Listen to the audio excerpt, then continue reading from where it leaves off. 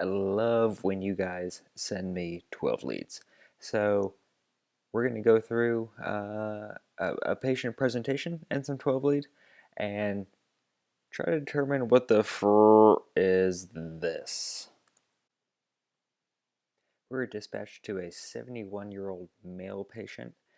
The only information we got was that his defibrillator was firing. On arrival, we have that 71-year-old male patient. GCS was 12. He presented with cool, pale, and clammy skin, and the patient stated he was working in his garage. He had a syncopal episode, and we found him in his bed, and he has no idea how he got in his bed. We note that there's some vomit present, some dried vomit around his mouth. Responders note that he has some peripheral edema. We don't feel a radial pulse. We put him on that 3-lead monitor, and we note a wide complex irregular rhythm. On assessment, his wife is there, and she states that he had a similar episode a couple weeks ago. Patient had a history of an implantable defibrillator and cardioverter pacemaker. Patient was brought to the hospital via EMS a couple weeks ago for similar symptoms. Right now, the patient states that he feels like his defibrillator is going to pop him. He's just kind of waiting for it to pop him, and that's how he feels. But as we put him on the 3-lead on the monitor and monitor his condition, the AICD never actually fires. Now the fun part, we put him on the 12 lead, and here's our first 12 lead. You'll see the rhythm change from left to right. You'll note on, or we should point out on this monitor, whoever the manufacturer was, we have pacer spikes, and this manufacturer denotes the pacer spikes. You might see them on the actual tracing themselves, but you can also see the arrows down at the bottom that denotes a pacer spike. So we do have a definite rhythm change from left to right. That is a temporal change. As we go from left to right, this is a 10-second strip from left to right. So just pay attention to that rhythm change. Now this is the first 12 lead. The providers took serial 12 lead, which we should always do.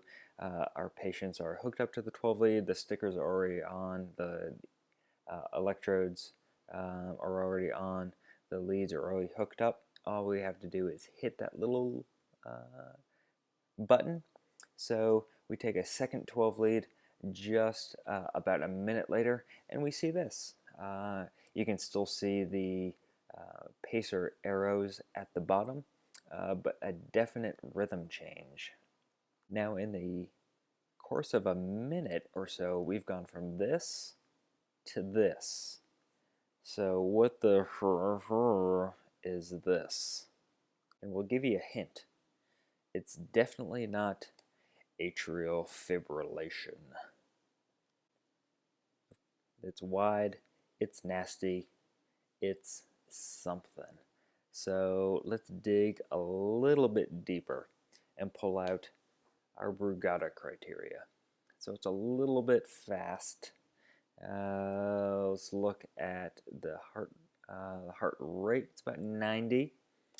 So let's just pull out that Brugada criteria for a moment, just because it's wide, it's a little bit fast, it just doesn't look right. So first off, do we have precordial concordance? Are all of our precordial QRS complexes pointing in the same direction? Are they all upright? Are they all negative? Just are they all pointing in the same direction? Look back at our EKG, and they're not. We'll look at V1, V2, V3. They are positive. They are all upright complexes, all pointing upright.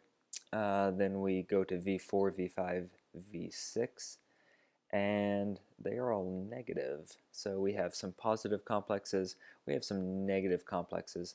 So we do not have precordial concordance. So we failed that first criterion, but that doesn't mean we should stop.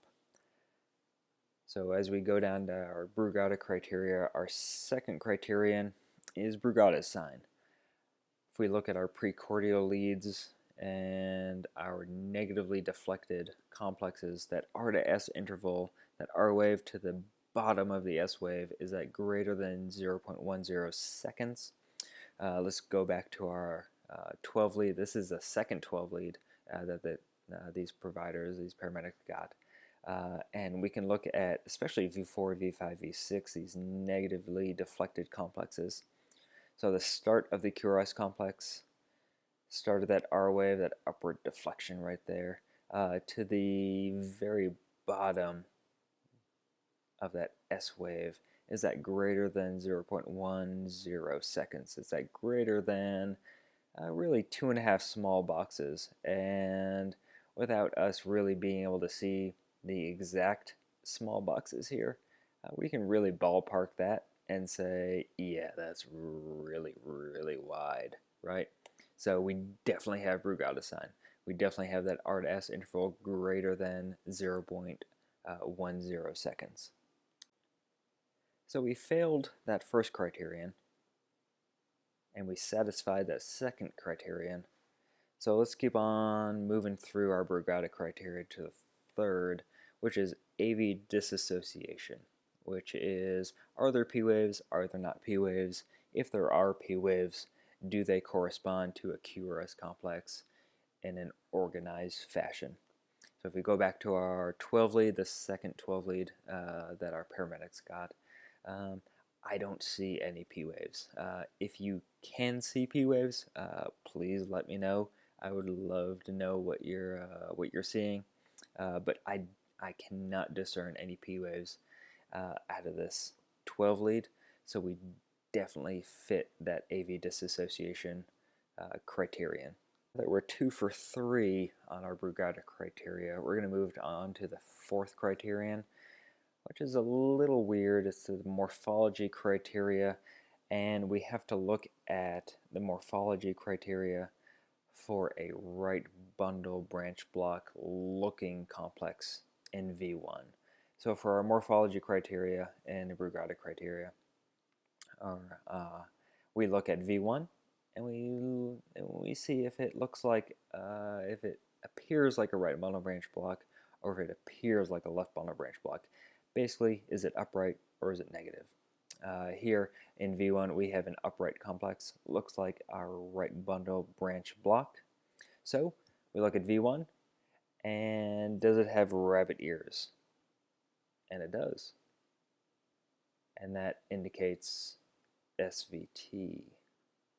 And that's a little odd. We've been pushing towards a little V-Tach so far, but this morphology criteria tells us that it might be SVT. That's a little odd. Secondly, in our morphology criteria, we look at V6. So we look at V1 right up here, we look at V6 right down here. In our V6 criteria, for the right bundle branch block looking complex in V1, we look at the R to S interval and say, is it more positive or is it more negative? If it's more negative in V6, we're thinking V-Tach, which we are right here. So we're a little inconclusive. We have an RS-R prime complex in V1, which is indicative of V-Tach, or excuse me, SVT. And we have an S wave greater than our R wave in V6, which is indicative of V-Tach. So we're a little bit inconclusive on our morphology criteria. V1 indicates SVT, V6 indicates V-Tach. So we're just going to cross that out. So we're 2 for 4 on our Brugada. So we're going to add something in here. We're going to add AVR. Let's look at AVR. And number one, is there an initial R wave from baseline, does it go straight into an R wave with no Q wave whatsoever? Let's go back to our, this is the second 12 lead that these paramedics pulled. We have this inconclusive morphology criteria. We have no precordial concordance. We do have Brugada sign and we do have AV disassociation. So we're 2 for 4 on Brugada's criteria. So we're still kind of up in the air whether or not this is V-Tach. So we're going to look at AVR. And is there an initial R wave with no Q wave? Look at AVR. Here's baseline. And we have straight into an R wave. Second complex, baseline, straight into an R wave. Third complex, baseline, straight into an R wave.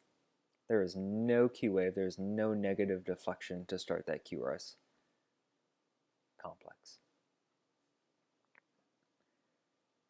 So we can check off that yes, it passes the AVR test. We do have an initial R wave, which indicates V-Tach. So now that we have 2 out of the 4 Brugada criteria, and it's passed the AVR test, what do we have in that 12 lead? Well, we have V-Tach. We have ventricular tachycardia. And I know there are lots of you out there saying, but, the rate is 90. And it is. The rate is about 90. But, there's no precordial concordance. And there's not. There's no precordial concordance. V1 through V3 are positive. V4 through V6 are negative. But there's no extreme right axis deviation. And you're right. AVF is negative, but lead 1 is positive. So there's left axis deviation. So we get back to this question of what the is this? If things are kind of pointing towards V-Tach, but the rate is 90, there's no precordial concordance, and there's no extreme right axis deviation, which I'll point away from our normal V-Tach. What the is this? Well, let's look at this again. Rate is 90, or 80 something, high 80s. No precordial concordance. Left pathologic axis deviation. 1 is up, AVF is down. 1, 2, 3, up, down, down. Negative 65, 66, somewhere around there.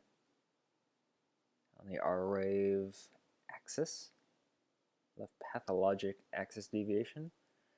None of those point towards V-Tach as we know it. So what the is this? It's posterior fascicular ventricular tachycardia. What the hell is posterior fascicular ventricular tachycardia? That sounds weird.